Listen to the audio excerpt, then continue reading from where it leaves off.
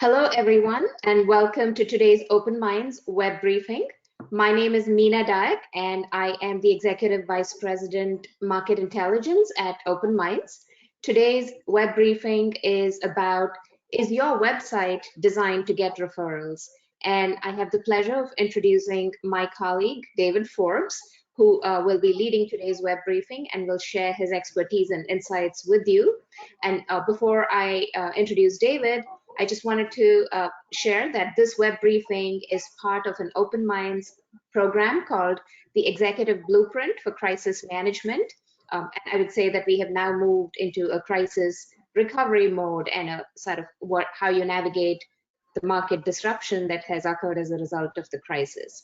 And so like all of you, I think we have all been navigating a world that has gone predominantly virtual over the last has it been 3 months or so, and we have really seen the impact of that on specialty healthcare providers.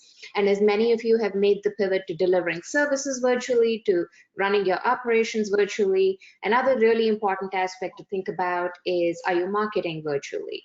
And given that you are providing services online, more and more customers are going to be looking for you online and will expect to find you there. So your online brand, as represented on your website and on your social media channels, is really, really important. And we have David joining us today to share his expertise on how you can make that website not only representative of your brand and your mission, but also how you can actually use it to drive more business volume in these challenging times. So before David shares his expertise, a few words about him. David Forbes brings 25 years of marketing experience to the Open Minds team. He is the Vice President and a Senior Associate, and his expertise includes branding, media, advertising, and communications. And before joining Open Minds, he served as the Manager of Internal Communication with WellSpan in York, Pennsylvania. And in this role, he was responsible for communicating time-critical details to stakeholders about WellSpan's electronic health record-keeping system conversion. And he was responsible for communication planning and execution for 5 hospitals, 140 office locations, 1,100 physicians, and more than 15,000 employees. And before he was at WellSpan, David was the Director of Communications for the Unisys Corporation in Harrisburg, Pennsylvania. And he has a long list of very impressive credentials. I will not take the time to go into all of that so that David can jump right in and begin to share his insights with you. But we're really thrilled to have him with us, and we thank you all for making the time to join us and to dive into this really critical area of need. Throughout today's briefing, you're going to be in listen-only mode. Your audio is muted, but you can completely engage with us. We might ask you a poll question during the web briefing, which you will be able to answer right on your screen. And we also will be, at the end of, once David is done with his presentation, we will be happy to stay as long as needed to take all of your questions and to answer whatever needs you have. So please feel free to use the question box on the right of your screen and to type your questions in and send them to us at any time, and we will be sure to address them. And a recording and the slide deck from today's web briefing will be available on the Open Minds website, and we will send you an email with the links as well. We should be able to do that by tomorrow. So without further ado, David, it's over to you. All right, well, thank you, Meena, for that lovely introduction. So we'll get started. As Meena said, this is actually part of a crisis series, but this particular deck is actually part of a sort of a subsection where we're talking about building sustainability in a disrupted market. And my colleague Tim Snyder did the first session of this series about 6 weeks ago. And if you have not seen that, if you weren't there for that presentation and haven't viewed it on our site yet, I'm going to recommend that you go see it. I'm going to build off of that a little bit. There's a lot of great detail. It's a good overview and encapsulation about referral sources and finding things on how your customers can find you online. There's templates and things like that. I'm going to talk today about websites and building them correctly to not only drive traffic, but acquire traffic once they're there. And then my colleague Rob Hickernell is going to do several follow-ups about social media and search engine optimization and ADA compliance, things like that. So this is all kind of part of a series, and I recommend that you attend as many of these as you can, or if you can't attend, that you download them once they're complete. So I'll skip by the agenda, and the first part is I'm going to do a little bit of a baseline setting, a little bit of table setting about where we are, the state of the union right now with COVID-19. We kind of all know this, but this is going to be sort of the baseline for this presentation today, because virtual, as we're all pretty much aware, is the new way of doing business. And it's not just business for health and human services organizations, it's everybody, whether you're selling a car, whether you're a restaurant, whether you are a retailer. There's been a seismic shift into doing things virtually. Now, there's been like a slow progression toward that over the last couple of years, but the COVID pandemic has just, caused that to skyrocket. So there's been a rethink of what needs to be done face-to-face and what can now be done virtually, whether it's working from home or other ways of interacting with your customers. And by definition, this is technology. I mean, virtual interaction is a technology-driven function. So there's going to be substitution of new technologies for traditional services and that upending. Are you going to need as many physical locations as you did? Can you expand without making new physical locations?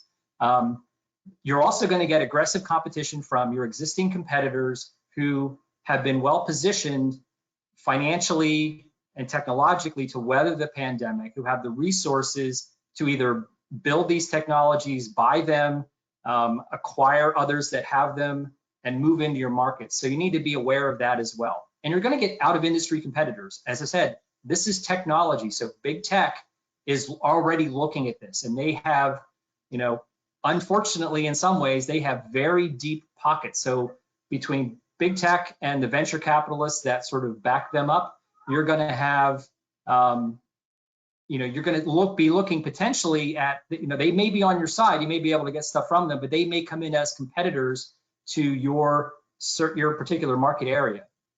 And you need to be able to adapt to these new realities of virtual business. You can't, the same old way of doing business that we did 6 months ago has been completely and radically shifted.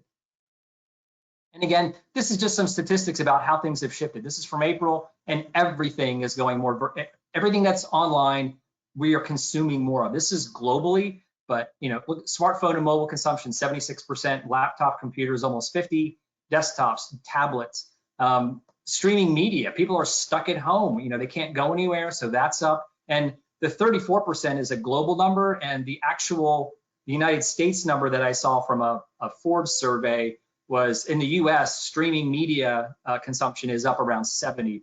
So this is where we are now. And this may recede a little bit once we start coming out the other side of the pandemic, but it's never going to go back to pre-pandemic levels. Nobody thinks that we're going to go back to the way things were. So we have to be prepared for moving forward in a different environment. And is your website up to par? It's now has to be considered a primary component of your business. The idea that you can have a brochure-ware type of site out there, and it just has your name and your address and maybe a link to Google Maps and your phone number and your office hours or whatever it happens to be, is kind of, it's got to be in the past. And in fact, a perfect example of this, yesterday I was looking at my primary care physician's website, and I was kind of horrified because it is exactly that kind of brochure-ware site. It has a copyright date of 2014. My primary care physician, it still had her maiden name. She's been married for 2.5 years. It had very little information, very little interaction. It was incredibly stale, no multimedia, a picture of the building. I mean, it's not working for them in any way, shape, or form. So your site really needs to be informative, convenient, and engaging. I'm going to come back to that a lot. That's something that it really needs to be. And it needs to generate referrals. And that's kind of however your business defines them. It depends on what kind of business you are and what you mean by a referral, but your website needs to help you acquire them. And the website acquires them, but you need to drive people to the website. And so you need to use a variety of media channels in order to do that. And again, we'll talk about that a little later on in this presentation. Now, the pandemic, and we talked about this a little bit, is accelerating the trend toward telemedicine, telehealth, telepsychiatry. That had been on a slow adoption curve over the last 5 years or so, but the pandemic in the last 3 months has driven that pretty much vertically up the side. So we are really looking at interacting with our providers, our other healthcare organizations through a virtual environment. And it's here to stay. I mean, back in March, CMS expanded telehealth services for Medicare beneficiaries because they knew they wanted to be able to sure that they could get their benefits without having to endanger themselves by going out into the public. So you need to know how to drive traffic to your site, but your site has to be ready to handle it. So if your site isn't convenient and helpful, it doesn't matter how much traffic it gets. So the example of my primary care physician, and I love them, I hate to throw them under the bus, but their site is terrible. If we put a plan together to drive all kinds of traffic to their site to help them generate business, it would be a failure because once somebody got there, there's no mechanism for them to interact with the organization. There's no real call to action. There's nothing to engage visitors to that site. So we're going to talk about the goals of a website. And what you should be doing is your site should really support the strategic and revenue and growth goals of your organization. And again, in the past, and it depends on where you are, some companies are more advanced in this area than others. The site was just kind of a thing over here. Maybe marketing did it, maybe operations, depending on who was in charge, or IT, and kind of a brochure, some interaction maybe, but it really never tied to organizational goals. And the people putting it up may not even know what those goals are.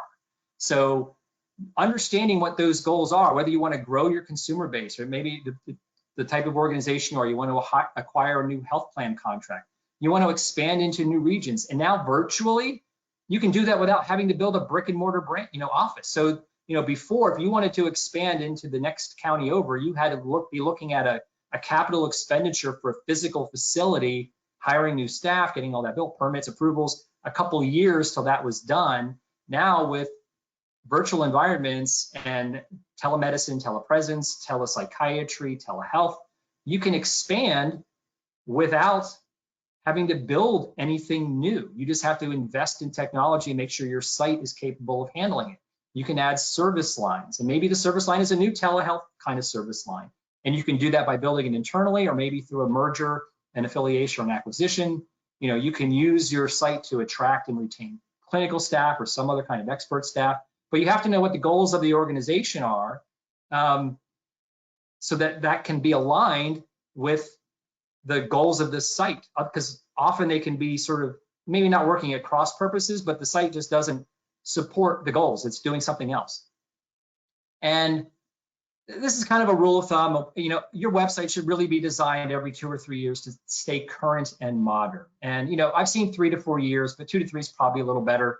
And current and modern, again, technology is changing so rapidly. There's some sites I've been working with where they're a couple years old and they're actually looking, they need to update them because they're looking stale at this point. And doing a competitor analysis, a lot of their competitors are ahead of them with their site designs and how they're structured, the interactivity of them, the calls to action, how often they're refreshed, just the look and feel. I mean, those design principles change fairly often. So you can see, if you look at a site, you can sometimes tell, yeah, this looks like it was probably built about 5 years ago. This one's pretty recent. This one's really old. So making sure that your site is up to date is really pretty critical. And if you just did a site design maybe a year ago, you still would probably want to look at that again, because the pandemic upheaval has changed so much in such a seismic way that you should at least take another look to make sure that what you did a year ago, which would have probably been fine for 2 years, still is applicable in this new environment that we find ourselves in.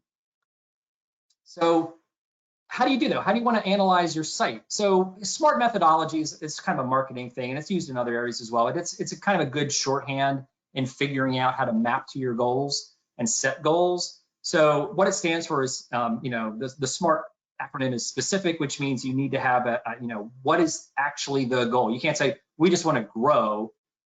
That's not specific. You want to say, we want to increase our consumer base by 6%. And it needs to be measurable. So that's the 6%. It needs to be attainable. You won't want to say, we want to increase it by 3,000%, because that's never going to happen. It needs to be relevant. So again, sometimes, if you hear about scope creep, you want to make sure that what you're doing is relevant to, again, the organizational goals, because sometimes what happens is the technology sort of takes off on a left turn and it gets away from, you get kind of the cool and shiny thing that you want to do, but that may not tie into achieving the organizational goals that your company has mapped out. And it needs to be time-based. It has to have some time horizon to it, or time constrained. So I want to achieve this measurable goal that's attainable and relevant within the next 6 months, 12 months, or 18 months. And we usually don't go beyond that unless it's some kind of massive project. But so that's what, again, that SMART methodology is pretty good to help manage this kind of analysis. So you want to kind of do a gap analysis. What's your online presence doing, and how does it compare to your strategic goals? And performing, where are the gaps? Where is it not missing? Where are the holes? I mentioned before, a competitor analysis is really important.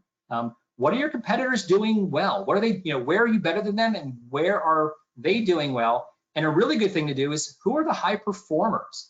I used to get, in one of my older roles as a VP of marketing, I used to get an analysis from a consulting firm of who the high performers were in the organization that I work for, their asset category and the region. So because the people that are doing the high performance, find out what they're doing well, how they're doing it, and steal it. I mean, if that works for you, there's nothing wrong with, using that same thing. Hey, we want to be in this space, or this will help us get better at what we're doing. So it's absolutely, there's nothing wrong with looking at your, the high performers in your competitor area, even outside of your area, as long as they're in the same kind of market space, and seeing how they do it. I put this so if you're a provider organization, and thank you, Mina, for turning me on to this last night, compare.patientpop.com, it does kind of a competitor analysis if you're like a physician's office. I actually put the one I was talking about, my primary care office in there, and they came out performing pretty poorly, which didn't surprise me, but it's actually kind of a neat shorthand tool if you want to try that, if it kind of fits your organization. And then finally, I'm sorry to interrupt. Can you hold on for a minute, because the poll is running and we forgot to queue attendees, so they might not be able to see your screen till we publish the results. Oh, okay. I can't see the poll, so I apologize. Yeah, that's okay. And the poll question is, are you tying your website goals to your organizational goals? So, all right, let me look at the results. All right, it's close. So for the 29% that said yes, good for you. That's what you want to be doing. For the rest that are no or I don't know, again, this is something, this is hopefully providing you with some tools and information to go back and do that. And sometimes, I've worked for organizations where it's kind of surprising, where you find out that the executive group that sets the organizational goals doesn't always share those goals with the people that need it. You might have a website team's like, I don't know what the organizational goals are. Nobody told me. We're just building a site. They told me to put this out there. I put it out there. But so if you don't know the goals, or they haven't been shared with you, that's something to go back and ask and figure out how those goals can be supported by the website. So do we have my screen back? Because again, I couldn't see the poll before. Yes, you're back. Thanks. Okay. So, and the final thing you want to do is make a case for the return on investment. So if your goal is, we want to increase, our consumer base by 3%, or we want to extend our market into this next county over and acquire, whatever 4% of their consumer base in this age range, or however you're defining the metric. You have to define what's the expense going to be on that, and then what do you expect to get out of it, because that's how these things get approved. You want to provide what the return is on this. And there's lots of tools out there that you can download that'll there's like little return on investment calculators. They can go from simple to very complicated. It depends on the project, but you always want to provide some kind of ROI on what you want to do. whether you're doing whether you're rebuilding your site or you're doing a campaign to support and drive traffic to the site. So what makes a good website? Let's get into the nuts and bolts. And we're going to talk for the next couple slides about what are good design principles. And again, you want to have a clear purpose. And this is where I'm going to go back to my colleague Tim Snyder's previous session that was about 6 weeks ago, because he did a lot of discussion and provided some tools and templates about how do you figure out what your purpose is, because the purpose of your site and what your consumers want should be aligned. So you need to know what they want, and then you need to figure out how to give it to them, because you don't want them coming to the site looking for one thing and you're providing them something else. So you want to make sure that they're aligned, and Tim's presentation has some great tools on how to figure that out. You want to use modern technology and design. And again, that's kind of vague because it depends. Right now, again, it's high definition imagery, it's widescreen, there's kind of animated transitions as you scroll down the page so that information gets served up in different ways as opposed to just kind of a static roll. And those design cues will change over the next couple of years as new technology is developed and new design principles take over to refresh things, but you want to keep it as refreshed as possible. You know, I have simplicity as the new black, but simplicity is always black. I mean, you want to keep your site as simple as possible in some ways. And UX, that stands for user experience. So you want to have a good user experience for your visitors. You want to make the site easy to see, easy to consume the content, visually pleasing, the content's relevant, things like that. And because your visitors are going to scan rather than read. These two heat maps, and again, if you look at them, if it's kind of like how we are taught to read in English. We go left to right, top to bottom. So and it's a scan. So an average reader is only going to read about 20% of your homepage content. And what you want to do with that is make sure that the most important stuff, this is a little bit about number 5, but make sure the important stuff is above the fold. So that's kind of an old print term, but what that means is, when you had newspapers and they were sitting on piles, like you have a pile that was getting distributed, the paper's folded in half, and what was face up was above the fold, and that was always the most important headline or headlines of the day. And with a website, we don't have a fold, but you have a screen. So the first thing that you want to have your visitors see that appears on the screen is above the fold, and that should be the most important content before they scroll, up, so that they're, making other content visible that's further down and off the bottom, below the fold. But so you want to make sure that it's organized that way in order of importance.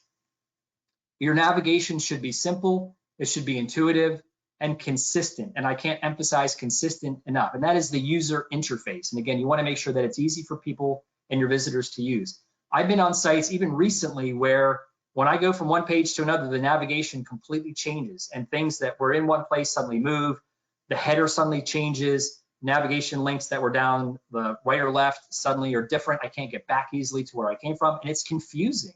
And what that kind of inconsistent navigation causes is somebody to abandon your site. So they may abandon it before they get the information that you want to give them, or they become a referral source, or whatever the goal is. But you want to make sure that that is consistent, and that's difficult design. I mean, there's a lot of work that goes into making simple, intuitive, and consistent designs, and that's why so many sites, are kind of a wonky mess depending on how they were put together.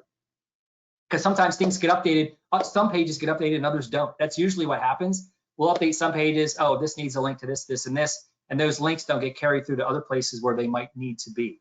So be aware of that if you're doing the design, or be aware of that if you're directing somebody else to do the design. And you want to have a visual hierarchy. And again, this just goes back to the above the fold concept, that you want to have the most important stuff be the most prominent on the page. So again, I showed you, in fact, if you look at the heat map, look at the one on the right side, that is kind of the shape of a letter F, and that's a good rule of thumb. You want, left to right and up and down, or down, up to down.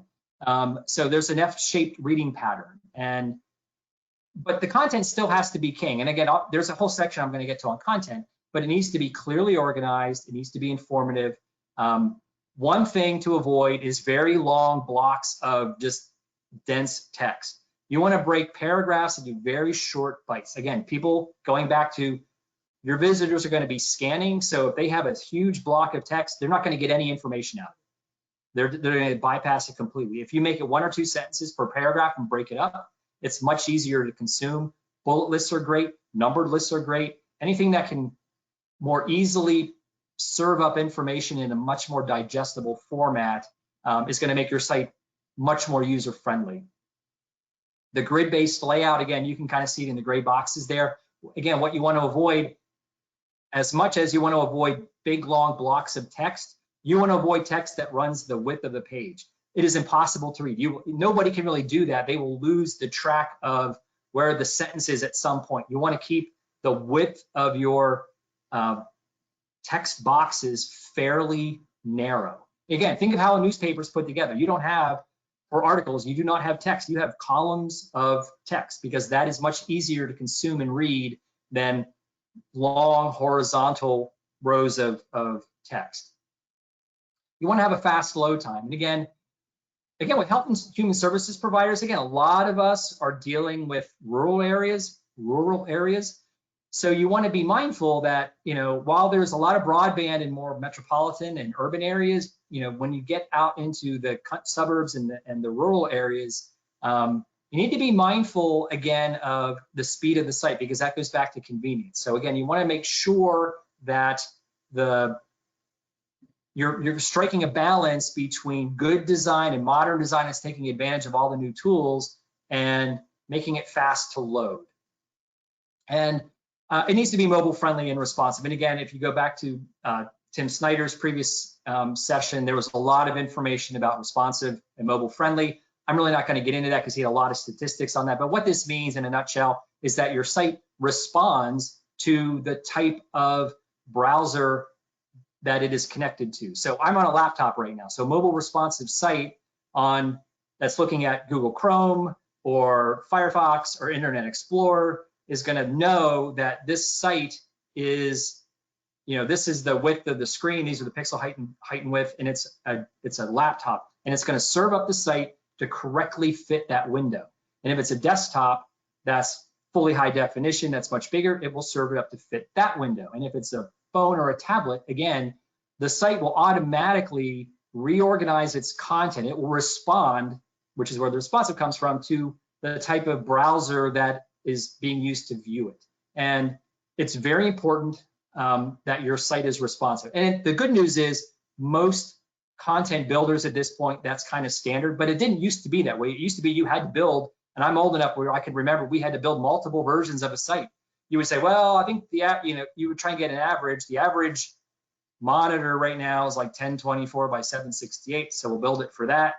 And hopefully it's not too bad for people that have larger or smaller monitors. So now the good news is with responsiveness, your site will automatically resize based on the window that's being used to view it, but you got to make sure that that's part of the build and the design. So more design principles, calls to action, and they're really important. That's the end result. You want your visitors to take some kind of action. So that's the call to action. And they should be in one color, and you should not use that color anywhere else on your site. That's a really good kind of basic principle. So the 4 that I have pictured here, learn more, buy now, read more, watch now, that orange, the blue, the dark gray, and the magenta, those colors should not be used anywhere else on the site. And if you want to use learn, and the other thing is another design rule that I don't have here, as much as possible, if they're on multiple pages, they should be on the same place on every page. So whether it's invisible, upper left, upper right, in the header, in the navigation, structure, navigation tree, keep it consistent where they are, because then your visitors are going to see it regularly, no matter what page they're on, and they're more likely to take action to it. And again, going back to where we are now with COVID and beyond, any kind of interaction, video interaction, whether it's a chat, a visit, telehealth, telemedicine, telepsychiatry, if you want to pay your bills online, if it's the kind of organization where that's an option, you want to be able to offer that. Scheduling appointments, having a patient portal, being able to refill a prescription online. Now, depending on the type of organization you are, you might have an EHR, an electronic health record, and they may provide those kinds of services. But what you want to make sure is that you integrate them. A lot of times what happens is those electronic health records will serve that stuff up as an app.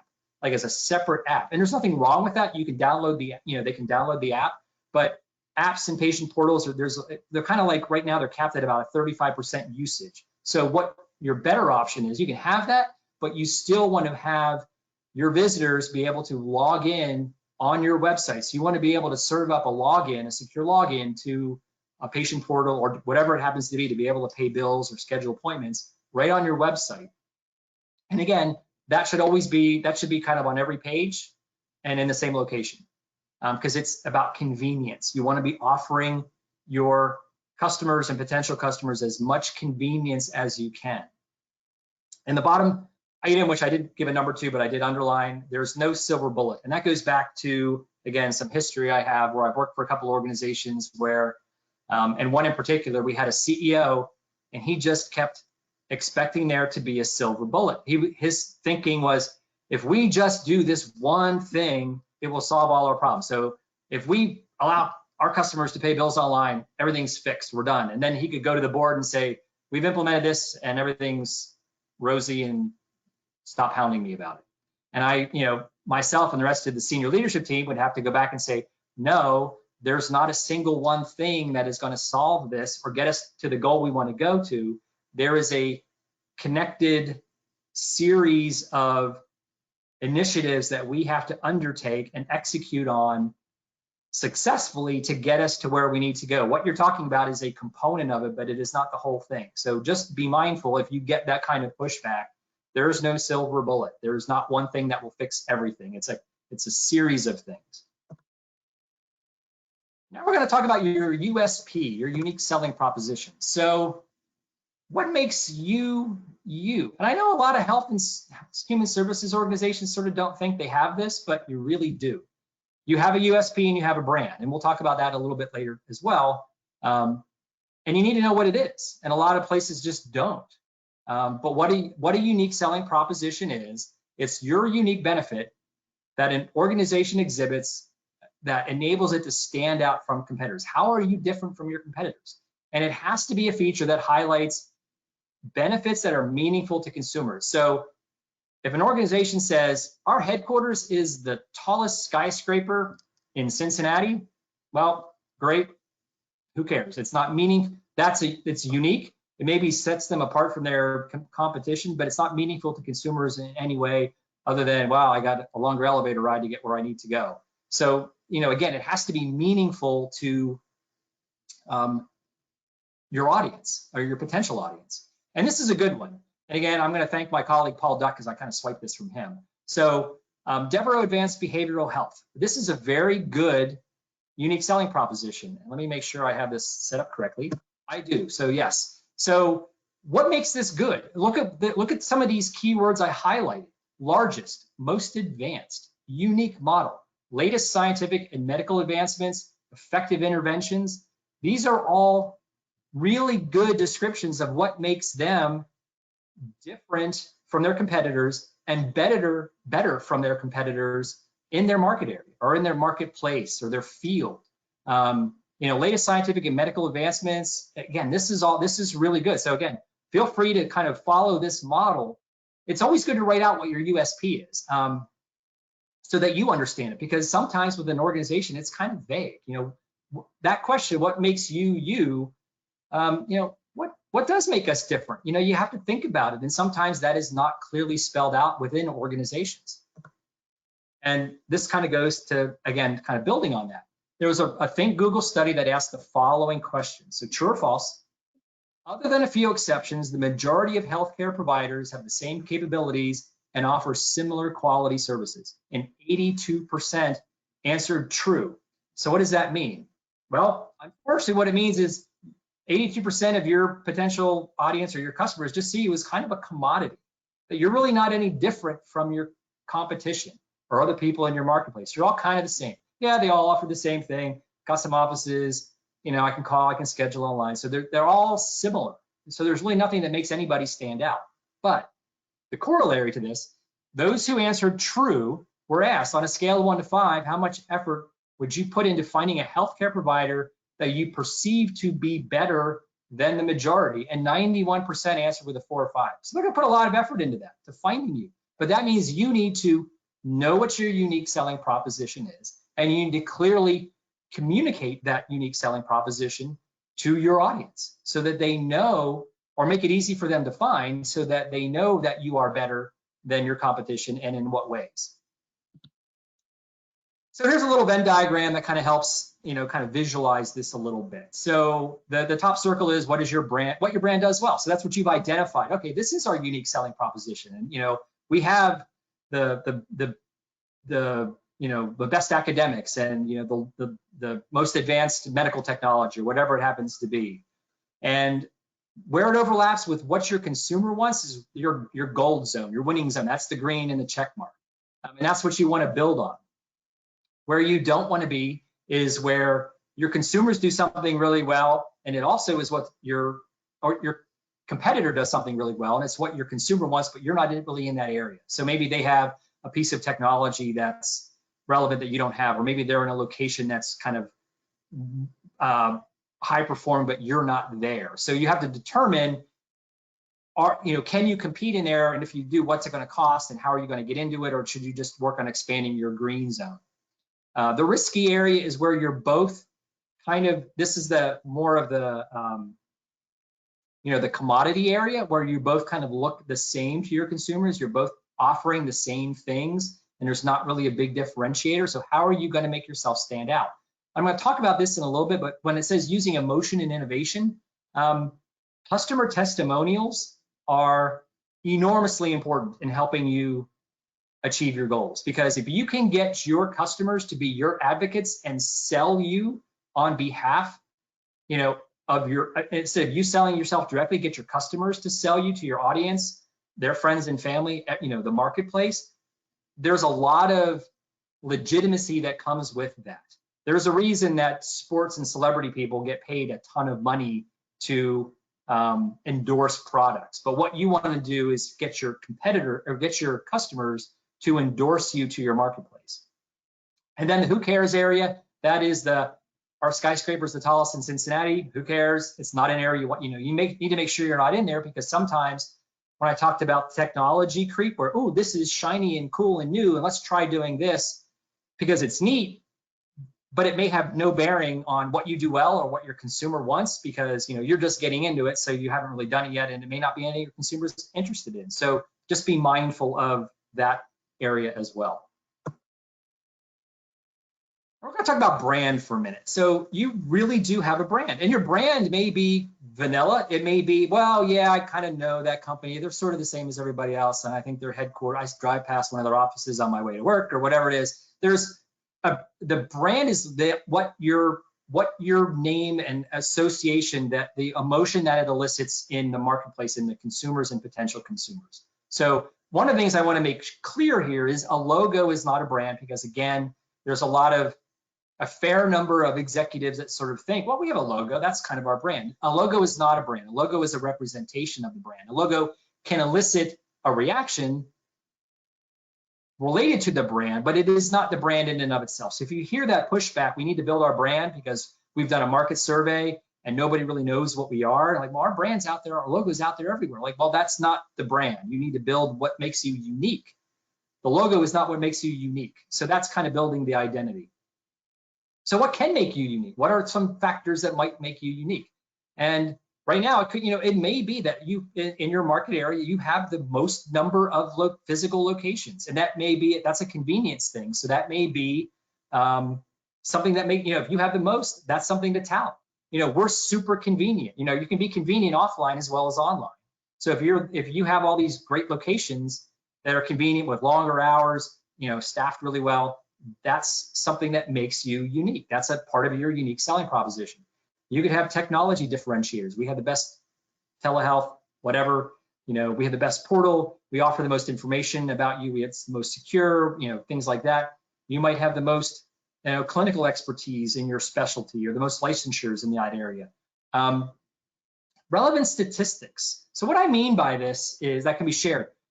Organizations right now of any kind are usually sitting on mountains of data.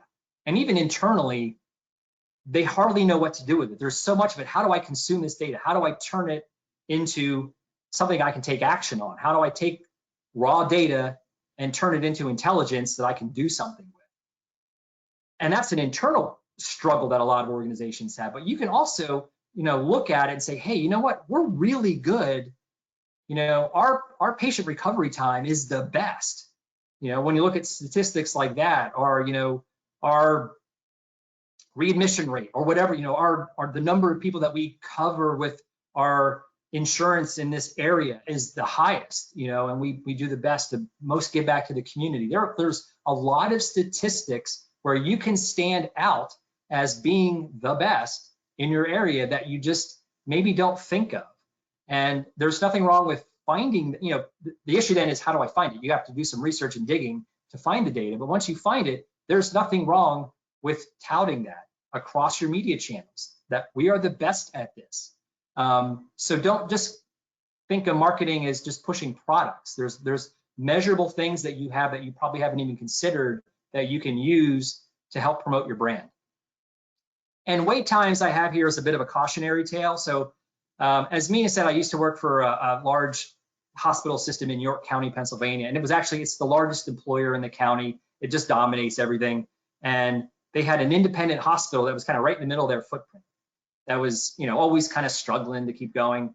And there was a major interstate artery that runs right through York County, and I would take that to go home every day. And they had this independent competitor. It was a hospital, had a billboard on the side of the road that you couldn't miss. I mean, I saw it every day when I drove home. And it said, it wasn't a digital billboard, it was a regular flat, like paste billboard, but then it had like a digital inset clock, like a 2-digit clock that you could change the numbers on. And it was about their emergency department. It said, our emergency department wait time is, and it would have like 7 minutes or 15 minutes, but it never defined what that wait time was. And it didn't stay up very long because I started hearing rumblings, from people I knew in the area, kind of asking questions. I was friends with a lot of people in the media down there with the local papers and the online portals and things that were kind of like trying to get a definition out of them about it, because it was pretty obvious that it wasn't the wait time as they were defining it was getting back to a room. Like I'm taking you out of the waiting room and I'm putting you back in an area. But it wasn't how quickly, and that's 7-15 minutes, but it wasn't how quickly you're seen by a physician or a specialist or whatever, which still could be 3-4 hours because their thing hadn't changed there. So that it kind of got busted a little bit. So the rule there, just the takeaway is make sure you're, make sure that the numbers you're sharing are valid. You don't want to fudge it, because if you get caught, it actually really harms your brand. And that did harm their brand. And actually they actually got gobbled up by UPMC about a year later. So just a little bit of a cautionary tale. And we're going to talk now about traditional media. And I'm a Monty Python fan, and I was struggling whether I use the Bring Out Your Dead from Monty Python and the Holy Grail or the Dead Parrot from the TV show. And I figured this one was a little better because the dead parrot actually was dead, and this person in the film, if you're familiar with it, actually isn't dead. They were telling him he's dead, but he wasn't. So, and this is my little joke around traditional media, which is very much not dead. So how am I defining traditional media? And it's hard to ignore. I mean, I don't have cable. I haven't subscribed to a newspaper in forever, but I still see traditional media all the time. And so it falls into, primarily 6 categories, 6 buckets. There's print, you've got magazines and newspapers and things like that. You've got broadcast, which is TV, radio, satellite radio. Direct mail covers a whole slew of, marketing, catalogs, postcards, letters, flyers that you can mail. Telephone, we all hate telemarketing, but it's still effective. SMS marketing, which is kind of text message marketing, which is starting to take off a little bit. We have outdoor, and then handouts, which are flyers, brochures, and pamphlets, which are pretty good for sort of in office or in facility marketing, or if you're at an event or at a conference, things like that, where those kind of things are good to just kind of, get your name out there. And really, traditional and digital media in the advertising realm should really work together. You should try, there's really not one or the other you should use. And here are the pros of them working together. With digital, you can interact with your audience directly in the digital space. So they come to your site, even if they don't do anything, you can see that this IP address came to your site, they entered on this page, they visited this page, this page, this page, they stayed for 3.5 minutes total, and they left they exited on this page. And again, that could be good or bad or indifferent, depending on how you have your site designed. Or they fill out a poll, or they take a survey, or they fill out a contact us form, or whatever it happens to be, that they can interact with you, and you're capturing that data directly from them. So it's easy to track results. With traditional media, the pros of that is it's easier to convey a brand message to a mass audience. So let's go back to where I said, hey, now I can go with everybody now the consumers out there really are wanting telehealth. They're wanting some kind of virtual interaction. They're fine with it now. Like, hey, I don't want to risk COVID. I want to do my interactions with you virtually now as much as possible. So let's say you want to move into a new county, an adjacent county to where your traditional location is. You don't now have to build a brick and mortar facility. Before, it's like, well, we got to build an office and we got to staff it and everything else. And now you don't need to do that. You can go in there virtually. But even going in virtually, traditional media might be the way that you want to extend that brand message. So that's where having a billboard on the side of the road that says XYZ company now available in this county for, telehealth visits, 12 hours a day, 7 days a week, or whatever, that's a great way to build that brand awareness. And traditional media, it still has a lot of credibility, and it's still reputable as it's a trusted outlet. Because let's face it, right now, and since it started and for the foreseeable future, there's a little bit of a distrust about digital media. Hey, is this a scam? Is this the old Nigerian email scam, or they're phishing? Is this clickbait? Am I giving information to somebody I shouldn't be? There's a little bit of distrust there because there's so much of that kind of fraud going on online, and that doesn't really happen in the traditional media space. So there's a reason that a Super Bowl ad cost $5 million this last year for 30 seconds, because it is reputable. It has a huge reach. That's a global reach. I think that Super Bowl reaches like 1 billion people on the planet. So there's still value to that trust in the traditional media side. So these are the pros, but there are downsides to both. So with media, the complexity of it is it can be daunting. If you haven't worked in digital media, even putting a simple ad, I want to put a search ad on Google. Well, what are the keywords you need? Here's the text. It can only be this long. What's the length? They got to vet the link. What's my click-through cost? Is it 7 cents per click? Well, if I use these keywords, but then I use these keywords, and why is it now $12 a click? And I do something else, and oh my gosh, it's now $45 a click. I don't understand. And the reason it's complex is for circle number 2 with these constantly changing rules. And I'll just stick with Google because they're kind of it, the 800-pound gorilla in this market. Google is constantly changing rules, and they do it, and they don't tell people that they're changing the rules, and they do it specifically to stay ahead of the fraudsters, the people that are trying to commit frauds and scams. They're trying to stay ahead of their prowess in taking advantage of the rules and bending them to illegal activities. So that's a challenge with keeping on top of that. And you've got global competition. I mean, you could do a search and your organization comes up in a search, and great, but right below you or right above you, maybe there's a global company. You may not have even heard of them before, but because, depending on where you are with the collapse potentially of interstate licensures, that, you're now dealing with somebody who you may have never heard of, or is just a gigantic multinational corporation that now can come into your market. So you need to be, again, aware of that. Nothing really you can do about it, but it's a potential issue, and it's one of the downsides to digital. Now the downsides to traditional media. It can be expensive. Again, I know I talked about the cost per click with digital, but okay, I don't want to spend more than 10 cents per click, and I only want, this is my cap for the week or the month or whatever the time frame is, and you can really manage costs very easily. Traditional media, there's a minimum threshold to get in there. It can be expensive. Again, forget the Super Bowl, $5 million. Just putting a billboard up, depending on where you are, that can be $2,000 to $5,000, $7,000 a month. So it's expensive, and it's difficult to measure a return on investment and activity with traditional media, because again, with digital, I click this, I know exactly how many people have done it and use it. It's a direct one-to-one correlation. If you do, we'll stick with the outdoor kind of billboard example.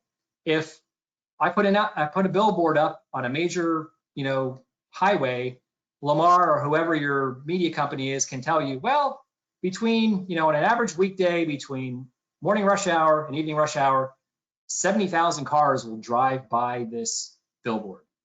Okay. Do they see it? Do they read it? Do they take any action from it? Does it sink in? So it's when you want direct action from something radio's the same way, television's the same way. You're getting broad exposure, but it's hard to you can measure the reach, but it's hard to measure direct results.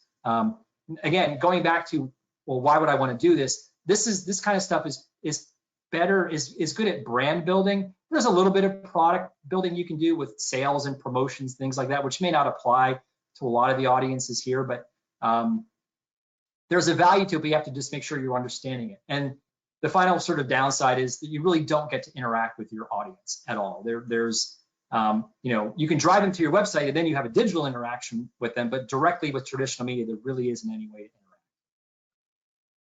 But again, it's not going away. And I'm not going to go through the numbers here, but it still has a role to play, and it will for a very long time. Again, the traditional media spend is the red part of the columns here. The digital is black. And if you look at 2020, right now, digital is about a 50% higher total spend in the US than traditional, but traditional is still $100 billion. I mean, that's not a small, sum of money. So there is definitely a place, and there will be for some time, for traditional media to have a role, even if that role is helping to promote your digital space, your digital environment. So let's talk about the components of a good site. So we talked about the good design, the container, the framework. Let's talk about what we want to put in that framework.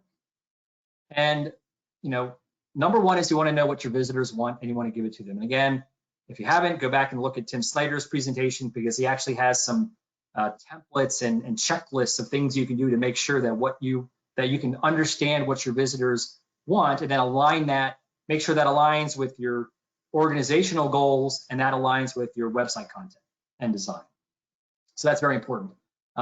We talked about clear, concise copy, legible fonts. I'm kind of a font snob, so my little Comic Sans joke, never, ever, ever, ever, ever, ever, ever in any kind of professional discourse use Comic Sans. I don't think it should be used any place. It's just it gives me a headache just to look at it, but it's just, it's not a good font. Again, kind of a joke, but really don't do it, because I'm surprised still at the amount of professional sites that I see using Comic Sans in some location. And when I say concise copy, again, remember going back to keep your content into very digestible, bite-sized pieces. Long blocks of text, wide blocks of text is not what you want to do.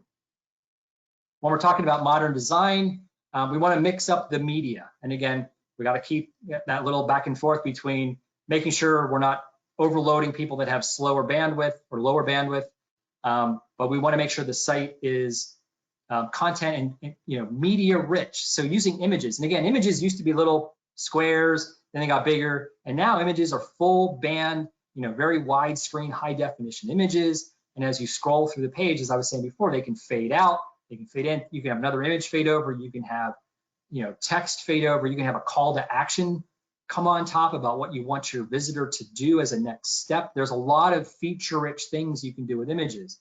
You can have videos. You can have it embedded on the site. You can have links to YouTube, whatever you want to do. But there's lots of opportunities for video content. The one admonition I will make about video content is if you have it on your site, you should, right around that content, you should have a textual summary of what's in that content for people that can't or don't want to view the video. Because if the content is important and it's only in the video, people that can't view it or don't want to view it because I'm at work, I don't want to hear the noise, I can't have the volume up. You want to have a summary of it in text around it so that the value of that content doesn't get lost. Infographics are important. Audio, whether it's an audio clip or maybe your organization does a podcast, you want to have links to that get refreshed every time you have a new episode. We talked about clear and simple calls to action before. Again, one color same location, make them clear and concise. Search engine optimization. I'm not going to go into this a little bit because I don't want to steal my colleague Rob Hickernell's thunder with his webinar that's going to follow this in a few weeks. But SEO, again, this is one of those evolving things with Google, because SEO, and it used to be that you would use keywords that you would put in the header of your header code of your website that would describe your business. And this was abused by all kinds of companies that would, put like literally thousands of keywords into their header that had no relation to their business, but they were doing it so that somebody searching for whatever, they were trying to get their business to pop up. So I could be searching for, orthopedic surgeons, or, I injured my neck or my back, and I get something that pops up about, vitamin water because some multi-level marketing company threw something about orthopedic stuff in their header code. So that's no longer valid for search engine optimization. So what you want to do, and again, I'm sure Rob will get into this, is the text of your site. Think about your unique selling proposition. Think about that example with Deborah that I gave, some of those words that I called out. Use that kind of language. Use your whole entire unique selling proposition if you can work it into your site. But that kind of language, if that is in the text of the pages of the site, that is now what's being kind of trawled by the bots that are going through websites to kind of catalog and index things to make sure your site is better performing in search results. And I mentioned this before as well, customer testimonials. The more you can get your customers to be advocates for yourself, the better you can be. I've had a lot of success over my career doing this. I've done major campaigns around this.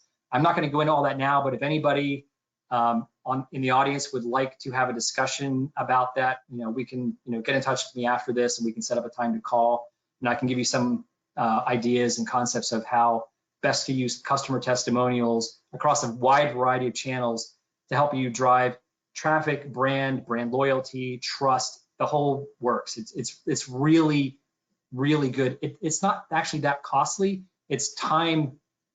It's resource costly to do it right, but it doesn't have a lot of hard dollar costs. So I can't really overestimate the value of customer testimonials. And what do you want to do? You want to have visitors hang around. So the longer they stay, the more engaged they usually are, and then they'll take the action that you want them to take. So part of the way you do this is want to refresh your content often, as much as you can. I was working with a client, and again, talking about my provider, my family care physician with a copyright date of 2014 and no new content, my maiden name that's 2 years out of date for my doctor. But I was working with a website that they had a news feed on it, and this was a month ago. And the last time the news feed had been updated was December 13th of 2019. And so it's important that that gets updated regularly, because if it doesn't, it makes the site look stale and abandoned. So you want to have fresh content and call out that fresh content. Make it obvious that it's new. So some of the other ways you can do content, you can have blogs by staff, or a clinical, maybe an outside clinical expert. And again, once a month, maybe. I wouldn't go much longer than that. You want to keep it updated, but and again, you can get, hey, if you want to get an update of this, we'll let you know when the content's been updated, when there's a new blog. And if you can get your visitors to do that, subscribe for free, maybe offer them a little tchotchke as an incentive or whatever it might be, you've captured a lead. That's how you get leads. That's one of the ways to do it. Health and wellness related news is always important and consumable and interested. Visitors are interested in that. You can have tutorials about different things. And again, written in video. Again, do both. Don't just do one, because if somebody can't watch the video, they won't get the value of the tutorial. Depending on the kind of business you are, there might be a value to providing white papers that have more of an academic tone to them, depending on who your audience is, to get them to drive. And then when they download the white paper, you can capture the lead. Webinars like this one can work. And then again, this is a much smaller segment of the audience, but an online community has value. And if you're an organization that really needs to drive a lot of leads, an online community is a way to do it. In Open Minds, we have some experience doing that, but an online community has to focus on a a topic or a subject does not focus on an organization. It's, it can be sponsored by an organization, they can draw the leads from it, but it has to be sponsored, it has to focus on a topic. So whether that's, mental health, whether it's technology, whether it's how to best use an EHR, whether it's value-based care, there's a lot of different topics, and you want to, depending on what you want to do, your area of expertise, you can build a community around it. And to generate additional interest and leads for your business. So what does all this cost? And I debated whether even to leave this slide in, because there really isn't a hard dollar value to a lot of these things. That's easy to put down because it's so variable. But at the same time, I knew one of the first questions I was going to get was, Dave, how much does this stuff cost? So I figured I'd at least tackle it a little bit. Refreshing your content. And again, that's a pretty zero to very low cost. If you're doing it in-house, either you might have your web dev team doing it, or the marketing department, or maybe you're small enough that it's your office manager doing it once in a while. So it's more of a time effort. Maybe you have a freelancer or a small web development, company that you have doing. And again, that's not usually very much. It could be like a few $100s a month to get your content regularly updated, and how much that you're doing and providing them, or they're doing and doing research. That's going to have, again, variables on that. But that's, refreshing your content is really important, and it doesn't need to cost much. Again, blogs by staff, there's sort of $0 cost. It's really time and effort doing the research, putting it together, getting it proofed, making sure it looks good, getting it out there. Make sure that again, it's proofread. You don't want to put things out there that are with full of typos. Professional is always good. If you have a clinical expert that you want to do it, again, it gets a little more moderate. That could be a few $100s, maybe up to $1,000, depending on the expertise and how well known they are in the industry, how well regarded they are, how much of this kind of speaking or writing that they do. Health and wellness news, again, pretty low cost to just find that and put it out there. Tutorials, that can go minimal to high, especially the video part. You can do videos yourself. I mean, right now, you can capture 4K video on your phones, but then making sure it looks professional, making sure it's edited well, that it's stabilized, that you have proper transitions, that you maybe need an intro and an extra. What's the call to action? Do I need music? Do I need text overlay? You can do a quick tutorial that's pretty basic. Look at YouTube, they do that a lot. But I mean, depending on what you want to do, again, it could be $0 cost, but if it's something important that's complicated, you might want to engage a third party or a professional videographer to do that. White papers, again, depending on who's doing it, it could be minimal to moderate cost. Webinars, usually you do those in-house. Sometimes you can get a third party expert, but again, they're not usually very expensive to do for something like that. The one that is high kind of across the board is an online community, because to properly build one out, it's going to take a lot of resources of your team. It's going to take a lot of time, and there's a lot of money you're going to have to spend to make sure, because it has to be constantly updated and grow in order to meet those kind of the targets that an online community generally meets. So again, the online community is a very niche thing, but for certain players in certain markets, it can be a valuable tool for driving referrals. So driving traffic to your site. So you built the site, you have a good site, it's got good calls to action, it's got good text, everything's laid out clearly, good navigation. So what do you need to know? And again, I'm going to refer back to Tim Snyder's previous thing. There's some more information about this stuff in that session. What information will my target audience be looking for online? And he walks through a whole journey, patient journey, to kind of help you figure that out. What are the most popular channels that your target audience is going to use? And do I have any control over those channels? You may not, but you at least need to ask the questions and identify it. Online channels, I mean, a pretty good general type of channel, like an online site to use, is your local television station's website, because they sort of set them up as sort of broad advertising media. I mean, people go there to check traffic, they go there to check the weather, local news, that's kind of like the main drivers. So it doesn't hurt. I mean, and everybody's interested in traffic and weather. I mean, pretty much, maybe not traffic as much now with lower commutes, but still weather and everything else. So that is not a bad place to look locally to do some, advertising for yourself or your organization to kind of capture a really broad audience. And I'm going to talk a little bit about, retail store end caps, because we've all seen them, but I don't know that everybody knows, these things don't happen by accident. They are highly sought after and they cost a lot of money. They don't just happen by accident. And it's not just end caps. It's if you go down an aisle, anything at eye level is also paid for. But the grocery store clerk doesn't just set those things up wherever he or she wants. They are paid for by the company who's putting those products out there. And an end cap, the value of that is they sell better than in-aisle displays of the same product because it's easily accessible and convenient. So again, you want to make sure that your site's easily accessible and convenient, and that's convenient where you advertise for your customers and potential customers to find you. So where's your end cap? I'll go back, what I just was talking about with like a local television site, local television station website, that might be a good place to try an end cap, for an ad. And that's actually the display advertising that I'll get to in a minute. But paid search advertising is kind of like the big thing online. That's what everybody's trying to master. How do I get to be showing up on Google searches? And Google AdWords, actually, I don't even think it's called AdWords. I think it's Google Ads now. It's the top provider of search ads. In 2017, they were bringing in almost 41% of the ad revenue. Google just prints money with their advertising. So the good thing about it is you pay only when the ad is clicked on. We called that, we talked about pay-per-click earlier. And what you're doing with that is you're purchasing higher search rankings and visibility to drive people who are searching for that term to your site. Now, display advertising, this is banner ads and multimedia. So picture again your local television station's website. This is where you put a display ad about whatever your unique selling proposition happens to be. Put a little ad on there that says what it is and an image, and click through. What's the call to action? Put that on there.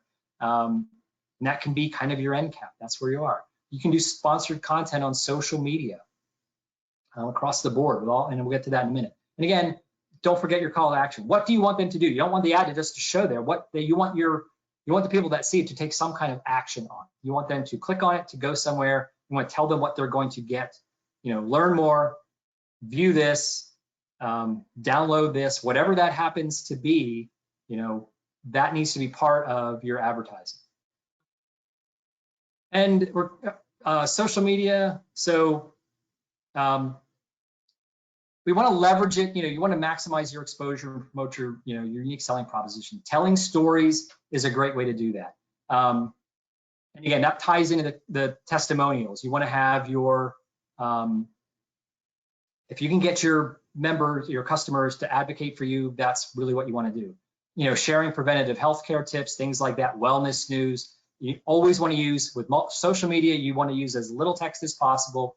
You want to use multimedia, you want to use videos, pictures, infographics, charts. Surveys are good, short, 2-3 questions, get them filled out, call to action. You want to cross promote on all your channels. So again, I put like the big 5 down here: Facebook, Twitter, Instagram, LinkedIn, and YouTube. So what you're doing on one, you should do across all of them, and also on your site and on your display ads, where they happen to be. These will engage your audience. You can collect that information, and now you have leads and referrals. And you can provide incentives for referrals. Again, kind of if somebody, you provide a friend or family member or a coworker, maybe there's a small incentive for getting that.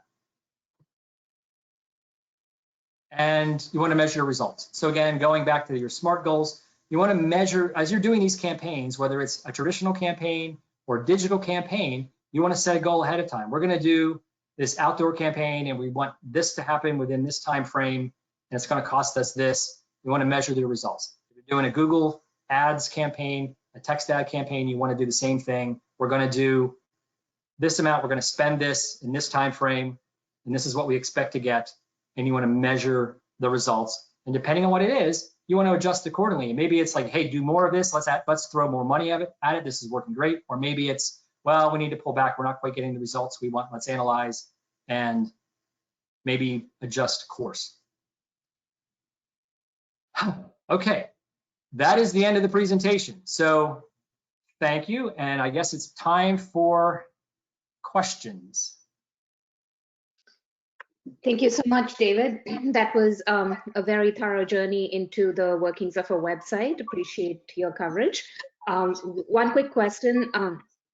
You talked about tying in the goals of your website to the organizational goals, right? So who would you recommend should be in charge of the website in your organization? Is it the IT department? Is it one particular department? How do you share that responsibility to keep content and to do good design? It sort of depends on, again, there's not really a set answer. It sort of depends on your organizational structure. The IT department, usually as it's set up, is not the people you want to be in charge of the website. They might be in charge of hosting the site, the technology. Hey, we'll go out and we'll reserve your domain name and we'll set it up. But you really do not want the technical group to be in charge of the content. So if you have a marketing department, or if there is a subgroup of IT that does web development where they work on websites and that kind of content, that's probably a much better group because they'll know these design principles and how that works. But the IT in and of itself is usually not the right department. So it's usually marketing interfacing with some people, some portion of an IT department or web development team is probably the best way to do it if you have that kind of structure. Great, thanks, David. And speaking of IT and technology, is there one platform that's better than others for hosting your website, especially given the recommendations you had about fast loading and having a responsive design? Yeah, that's a good question. There's lots of options out there for self-hosting. They're really cheap. There's Wix, there's Drupal, depending on how much coding you want. But honestly, you really should just start with WordPress. WordPress right now is the largest web hosting platform on the planet. It's got literally thousands of pre-built templates that you can get for free or next to free. And the way WordPress is structured, it's very easy to understand about how you put content in. There's just easy buckets where you can copy and paste text or type it in directly. And they call them plugins. So if you want to add a poll to your site or put a contact us now or a video chat, most WordPress sites will have modules that you can plug in to allow that functionality. If you don't have an EHR, you're not that kind of site that you want to be able to add it. That's really the easiest way to do it. So as far as size, expense, and lack thereof, and flexibility to offer a bunch of options, WordPress is probably at least where you should start. Great, thank you, David, and I can vouch for that. And even a completely non-technical person like me can go into WordPress and actually accomplish and publish something. So there's also, I think, other options like Squarespace and Wix, which make it easy to at least put the basic information out there and for anybody without technical capabilities to do it, I know. So I think this is a last question, David. You talked about content and the importance of having a unique selling proposition. Is the USP the same thing as a mission statement? No, it's not. And that's actually a good question because they get conflated a lot. A mission statement, and actually if I'm going to be, I don't want to say one's more important than the other, but I will. I'm going to say a USP is probably a little more important to an organization than a mission statement. A mission statement is kind of an aspirational statement, and it's usually directed to an internal audience. And a lot of organizations throw it out on their website, but if you read organizations across like similar in the same category, their mission statements all sound the same. We want to be the best at, we want to provide the best convenience, the most satisfaction to our customers, blah, blah, blah. They all have this sort of echo because, again, it's an aspirational goal. And really the value of it is making sure your internal staff and the internal organization is all aligned toward that target. But the USP should be, so a mission statement is where you want to be, want to get to. A USP is what you are now. This is why we're different right now, why we're better than our competition now. And the target audience for USP is external. It is your customers and your potential customers and consumers. Now, it's good that your internal audience should know it as well so they can correctly explain it, but the actual target audience is external, or for a mission statement, it's more internal. Got it. Thank you, David, for explaining Well, that. didn't I? Yeah. And I want to thank you so much for a great presentation, for really taking us through that website journey and sharing these tips on how we can make both the content design and the accessibility of our website so much better. So thank you, and thank you to all those who took the time to be with us today. We have many more briefings in our Executive Blueprint for Crisis Management and Recovery series. I would suggest that you go to our website and look under web briefings under the Executive Blueprint. We have 2 briefings coming up next week on how to secure additional financing, as well as on mergers and acquisitions. So no matter what your interests are, spread the word with to your colleagues and join us for our upcoming web briefings. We have a whole slew of things lined up for you, many more on websites and social media, but also covering a range of other topics. So we hope to have you back with us. Thank you, everyone, and enjoy the rest of your day. Thank you.